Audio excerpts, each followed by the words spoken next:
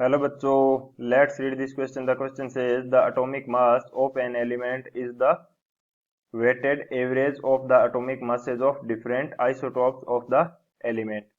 इसमें हमसे क्या कह रहा है कि जो एटॉमिक मास है किसी एलिमेंट का वो एवरेज वेट किया जाता है उसके डिफरेंट आइसोटॉप्स के एटॉमिक मास का। This explains why atomic masses of many elements show large departure from integer values।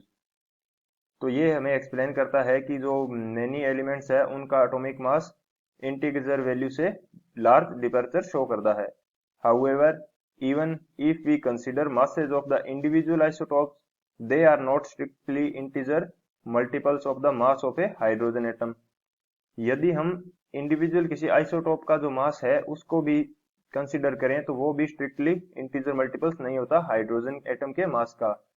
How do you account for this fact? तो आप इसके लिए क्या रीजन देना चाहेंगे? तो ये हमारे पास क्या है क्वेश्चन। तो इसके लिए यदि मैं की कंसेप्ट देखना चाहूँ तो वो मेरे पास क्या होगा। बेसिकली इस क्वेश्चन के अंदर बोला क्या गया है कि जो एटॉमिक मास लेते हैं हम वो एवरेज वेट होता है उसके आइसोटॉप्स यानी किसी भी एलिमेंट के जो आइसोटॉप्स हैं उनके एटॉमिक मास का एवरेज वेट होता है।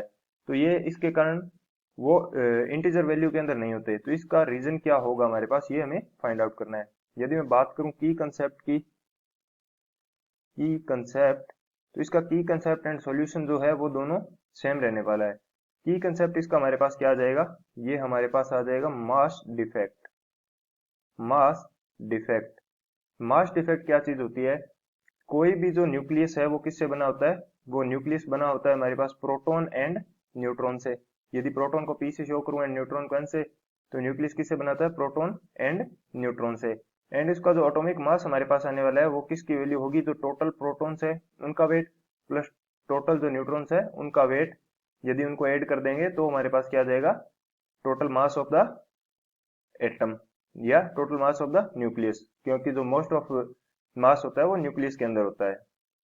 जबकि ये प्रोटॉन्स एंड न्यूट्रॉन्स जो है वो ऐड होने के बाद में ये न्यूक्लियस फॉर्म करते हैं तो कुछ मास क्या है, कम हो जाता है, कुछ मास की कमी हो जाती है जिसको बोलते हैं मास डिफेक्ट। एंड इस मास डिफेक्ट की वैल्यू को हम किस प्रकार कैलकुलेट करते हैं? यदि किसी न्यूक्लियस के अंदर मेरे पास पी प्रोटॉन है एंड एक प्रोटॉन का मास मेरे पास कितना है? M P. तो टोटल पी प्रोटॉन्स का मेरे पास मास कितना हो जाएगा? P into M P. Plus N neutrons है एंड वन न्यूट्रॉन का मास मेरे पास कितना है? M N. तो ये मेरे पास इन दोनों को ऐड कर दूंगा तो किसका मास आ जाएगा? Mass of nucleus. माइनस यदि मैं इसमें से एटॉमिक मास जो हमें मिलता है, एटॉमिक मास ये माइनस कर दूं तो मेरे पास क्या आ जाएगा? मास डिफेक्ट की वैल्यू आ जाएगी। तो इस मास डिफेक्ट है जो हमारे पास, इसका एटॉमिक मास पे क्या इफेक्ट पड़ता है कि ये इंटीजर वैल्यू नहीं होते। तो ये हम लोग देखते हैं। हम बात कर रहे हैं आइसोटॉप्स के लिए।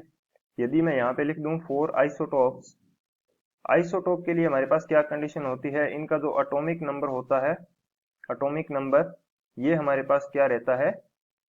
ये हमारे पास रहता है सेम, यानी कि इनका एटॉमिक नंबर रहेगा सेम। And atomic